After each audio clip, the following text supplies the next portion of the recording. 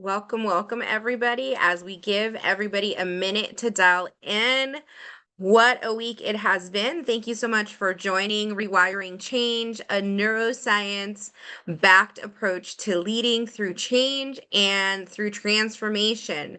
Change challenges us as managers in so many different ways. Learning how to respond to people naturally in a way that is going to work is such an important thing to master as managers and leaders.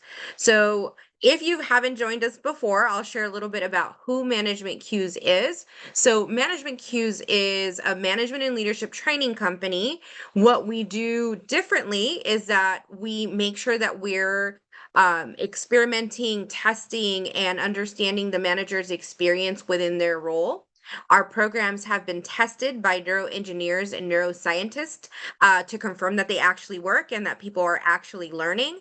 And so we're very proud of what we've been able to achieve and understand around how management not only should work, but what their experiences are really like and what the brain is doing as they're experiencing these things. So, a unique approach to training for sure.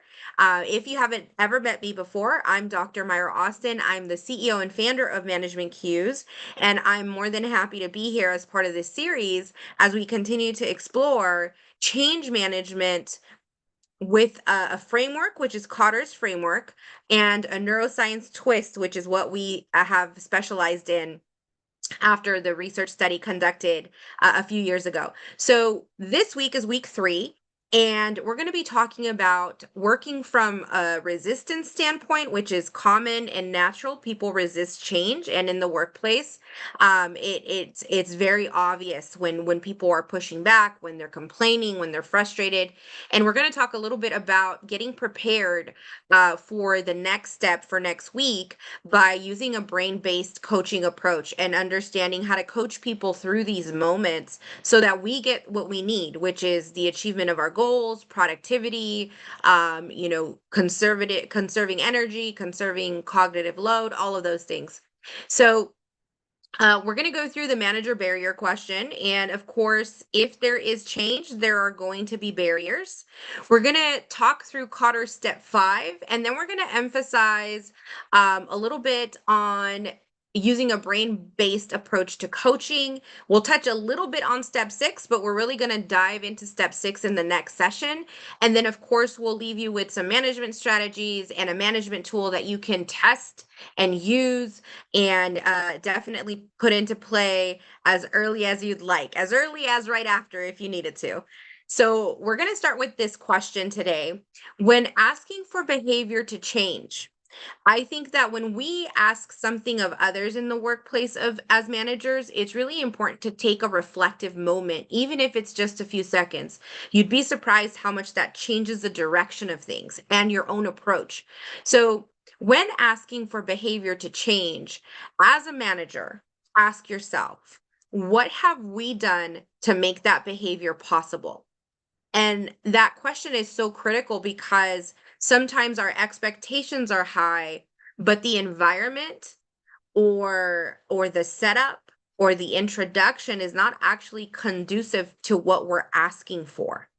And I had an amazing client session with clients yesterday in person, and we asked a lot of these reflective questions, which for them really changed not only the momentum of what they were considering, but force them to really think through, have we done our part to make sure others succeed? And it was a very, very intense moment. So people bring vision to life when they feel that they are capable of acting on it, right? So there's that security, that confidence, that stability around what's happening. And then when they see evidence that their actions actually matter, that it's going to make a difference. So what's interesting about that, I think, is that sometimes we don't think about that. Like, what do people need to succeed from an emotional standpoint, from even from a neuroscience standpoint, right? Like, those aren't things that necessarily become automatic to us. We have to learn how these things work. And so, why is it the manager's role to remove barriers in a moment of change? So here's why. If you've ever wondered, like, why is this my job? And I tend to honor every question that gets asked when I'm working with clients, because honestly, when you remove the layers behind it, it makes logical sense. And sometimes we have to move from a logical standpoint to a strategic standpoint. And so we have to be honest about how we feel and pay attention. So managers are closest to the work. So they often can see the obstacles that the senior leaders never see, right? So they're in a prime position to understand the barrier, to remove the barrier, to mitigate whatever's happening.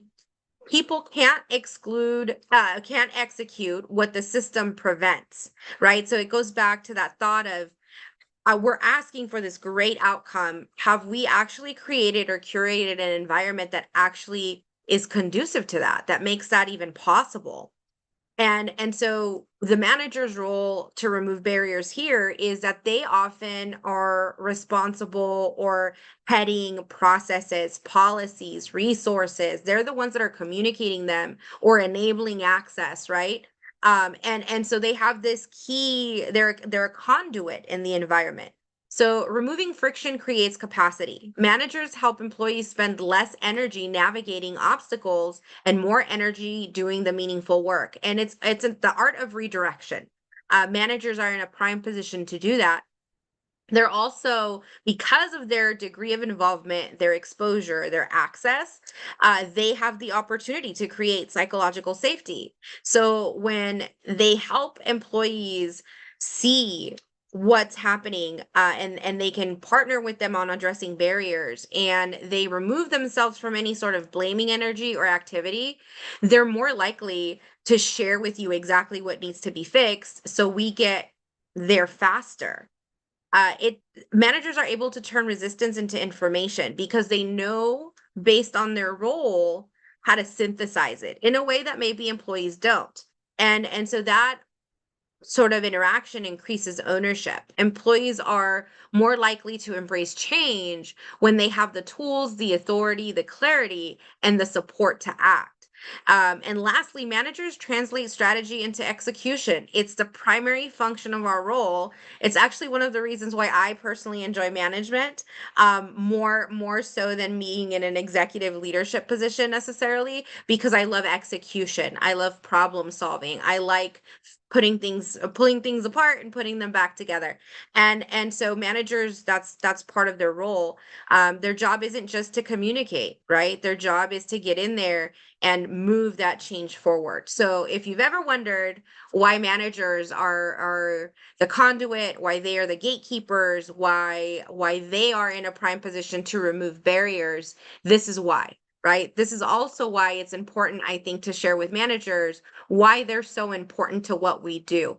And I think that it can never be understated, from my perspective. So there are natural barriers that come with change. And I really like to focus in on this when I'm working, with development, and change for managers, because sometimes we get frustrated because we feel like something went wrong when it's actually moving naturally. It may not be going right, but it is a natural progression. And I think that understanding that helps us with our own feelings, and our own frustrations around change. So some of the very natural things that happen are fear of the unknown, loss of control, habit and familiarity get in the way because the brain actually tends to translate that as safety and stability. And so breaking away from that is scary. Uncertainty, perceived loss, cognitive overload, right? We overwork the brain because of all of these things we're thinking, we're feeling, we're anticipating, we're creating assumptions around. There's a lack of trust because we don't know, right? Until we do. And then that shifts. Competing priorities. We have things already on our plate, and employees feel the same way, that we already feel are important. And so this new change becomes something that may feel excessive. Past experiences, maybe in the past we've had really poor experiences, around change and leadership, their involvement, their advocacy, whatever it is. Identity and expertise. Sometimes change threatens our sense of identity. Just like in the prior session when Kathy was sharing that example of the team member who really resisted change because she felt like it was changing her authority within the process, right? That means she actually felt that her role, the authority and identity within it, was changing as well, and that was threatening to her. So social influence is another part. Watching how peers respond. If we're watching peers fail during change, that's not super awesome. That doesn't make us feel great. And ambiguity, the lack of clarity, always creates a barrier for people in any aspect of change. And so these are very natural things that, as managers, if we understand them, we tend to not take them personal when we see somebody expressing themselves, right? But if we don't, we just see an audience that seems difficult, that seems uh, like they're rejecting, right? Like they're not working with us, they're working against us. And so an important reminder in this, especially as we continue on with step 5 of Kotter's framework, is that not all resistance is actually resistance. We just aren't really great at diagnosing what it actually is. And so we label it, right, with what we think it is. And so I think that that's an important pause and reflection moment, and a powerful one, because it dictates the direction of the change. And so sometimes what leaders might label as resistance is actually fear and uncertainty, lack of clarity, lack of capacity, and lack of trust.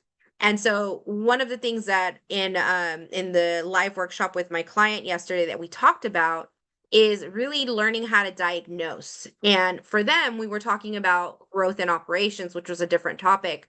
But it was very enlightening to see that once we had a tool to diagnose, the outcome was very different than what we started with. And it's for this reason, right? Not all resistance is resistance.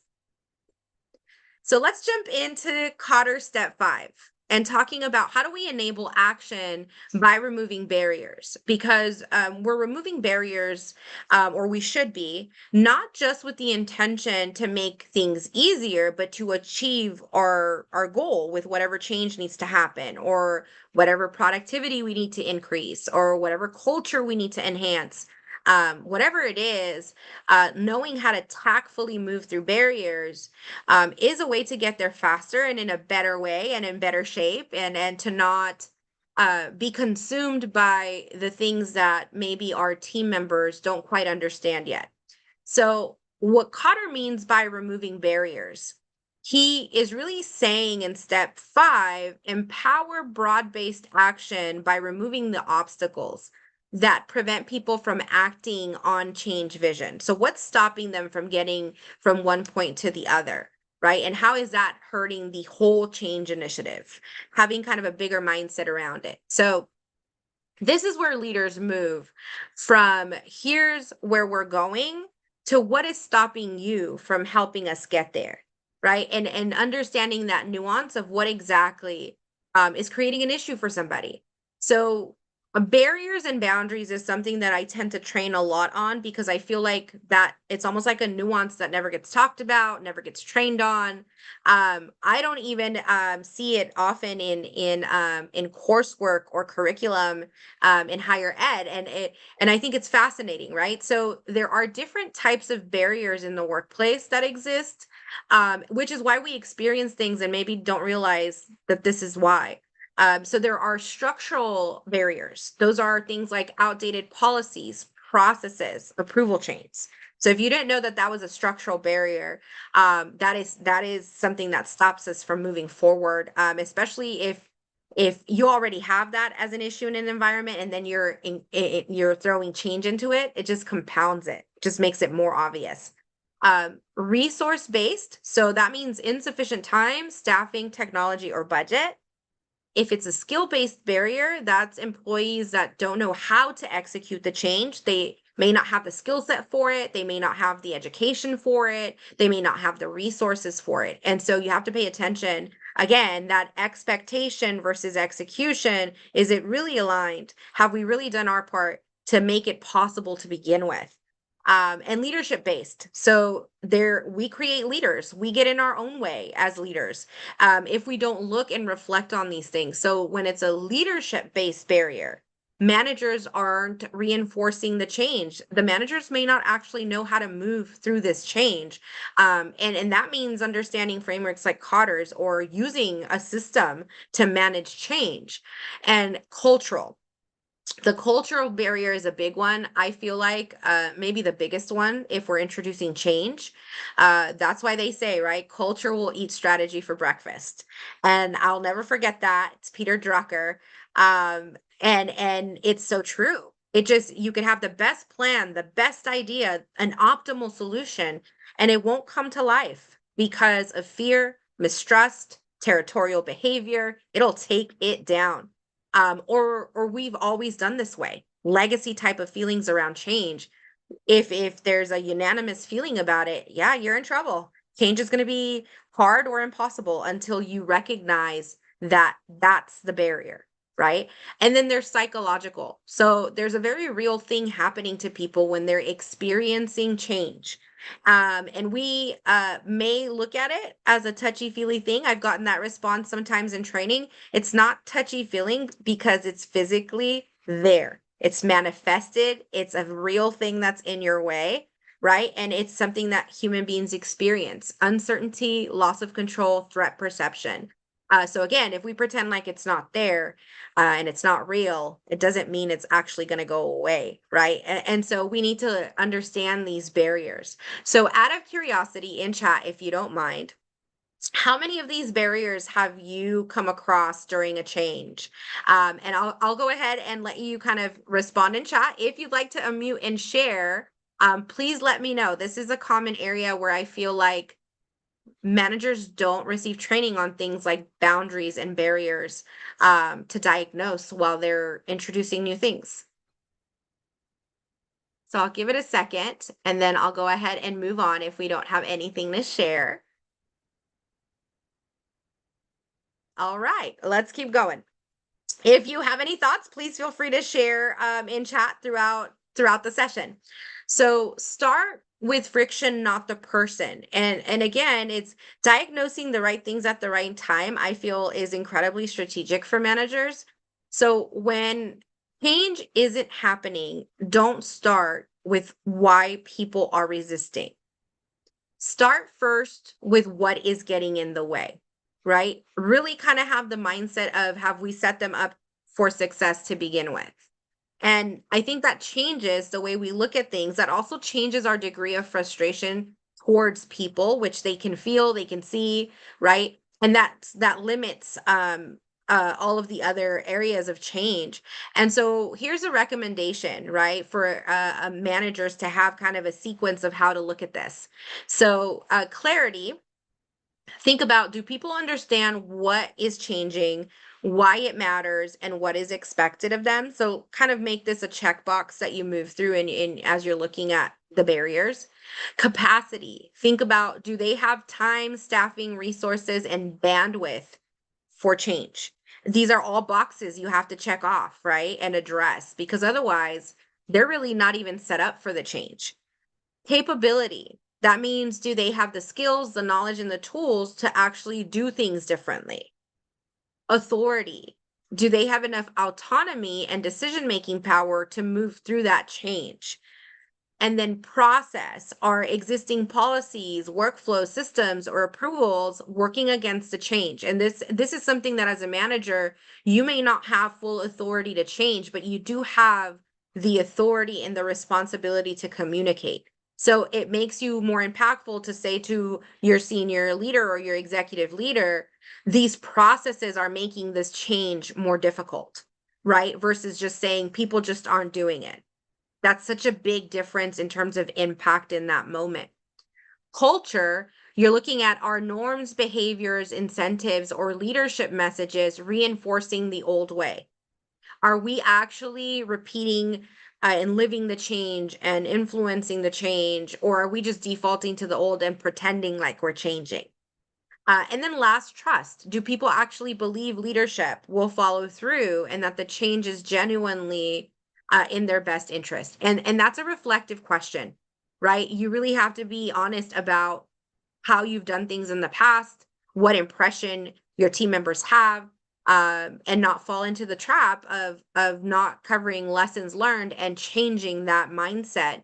And that can be tough, but repetition is important. Clarity and transparency is important. Accountability and ownership is important in those moments.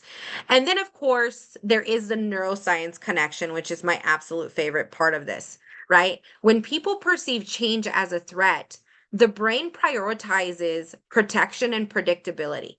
And that's a natural response because that is what safety feels like to the brain.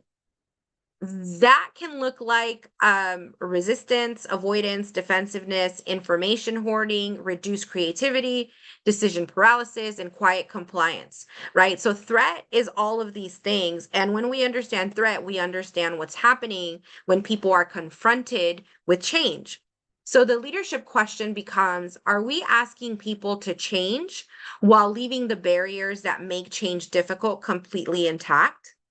And again, it's almost like you're setting up, are you setting up the environment for it to actually lend to what you're trying to achieve? So that leads us to brain-based coaching. Change isn't just an organizational process, it is a brain process. And there's a loop that I like to use to kind of help people rewire the situation because sometimes it's needed. Sometimes there's so many barriers, like there's multiple barriers. You actually have to shift mindset before you move through the rest of the barriers.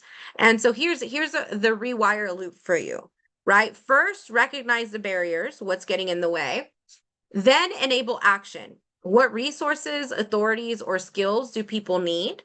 Then win early. The wins are important, and we're going to dive deeper into that next session. But what meaningful progress can we actually show quickly? What wins? What can we capture that we can share? Identify evidence. What data tells us the change is actually working? Reinforce the behavior, right? This is how we change what from that state of mind of this is how we've always done it. This is what they always do. So here's how we're doing it now. Reinforce, how are leaders recognizing that they're reinforcing the process? And then expand momentum. How do we use this win to move the next group forward, right? How are we championing that? So we're going to break these down a little bit so you can think about the things you should be asking in this rewire loop as you're thinking of brain-based coaching, right? How do you go about that? When we're talking about recognizing the response, help employees identify what they're experiencing rather than labeling resistance as a bad attitude. And that is a habit I've seen come up quite often. Anytime there's a problem, I actually saw it in some workshops that I did this week where the manager said, oh, they always do that. They're terrible to work with. That's labeling, right? That's exactly what labeling is. But recognizing it requires us to ask different questions. So recognizing asks, what feels uncertain? What feels threatened? What assumptions are you making? Right. And typically, if we're labeling, we are making some assumptions versus addressing the specific area or identifying the root cause. And so when we're looking at explaining what is changing, here's what we're looking at. We're reducing ambiguity through clarity. So we're asking, what is changing? Why is it changing? What is not changing? We're getting really clear on the picture, right? Versus saying, oh, they're not taking this change. They're not adopting this change and just throwing it all in the garbage, right? We have to really get in there and understand where the rejection is happening and why. Work with the emotion. So when you want to have impactful, effective coaching, it's not necessarily catering to the emotions, it's coaching through them, right? It's building the pathway, the logic through them. And it's validating the experience without reinforcing unproductive narratives. And so give people space to process before demanding actions, right? By breaking out, like we did in the prior steps, what is actually happening. Identify what's within their control. Sometimes the limitation to finalizing the change or fully executing the change is a step that they don't actually feel confident stepping into because they feel like they may not have permission or authority, or they feel like it belongs to somebody else. So clarifying these things makes a big difference. Agency is critical during change, and that means the autonomy, the freedom to make decisions during change. So Ask the questions, what can you influence? What decisions can you make? What support do you need? That gives you a clear picture of where they have autonomy and authority and where they feel that they don't. And maybe that's a moment of redirection where you can reassure them, no, you could step into this. You have the authority to move forward with this. Sometimes it's things like that that hold back an entire change for people. Reframe the challenge. So move, this is happening to me, toward how can I navigate this, right? Change the narrative around that. Give them a little bit more control around what's happening. What opportunity exists? What might this make possible? What new capability will be needed, right? Clarity around these things helps people build confidence. And then experiment and reinforce. Small actions help the brain build confidence. So don't lose sight. Bigger is not always better. The brain works on incremental things that it's constantly analyzing. So, what is one thing you can try this week? Baby steps can open a whole door for you. What did you learn? What should we adjust? Right? Get familiar with what that process is for people. And the manager's role, such a critical piece. The manager's role is to create the conditions that help people process change, regain agency, and move forward, right? That's the enablement of success in change. So, why does this matter for the next session that we're going to have? So, we're going to cover why this matters for the step 6, which is generating those short-term wins. And all of this is aligned, right? So, brain-based coaching prepares managers for step 6 because people need evidence that change is working, not just for reassurance that it will work. It's actually deeper than that from a brain perspective, from a neuroscience perspective. Short-term wins actually help the brain achieve a couple more than a couple of things. Build confidence. So small successes create evidence in the brain, right? That is remembered. And that's what it defaults to, what it remembers, that it can be done, that you can be successful.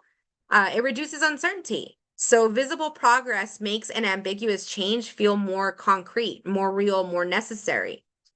It also helps you increase motivation. So small wins are noted in neuroscience over and over for creating that motivation, that increase in dopamine, because it reinforces that it's achievable, that it's a win, that you're succeeding, right, in people's brain.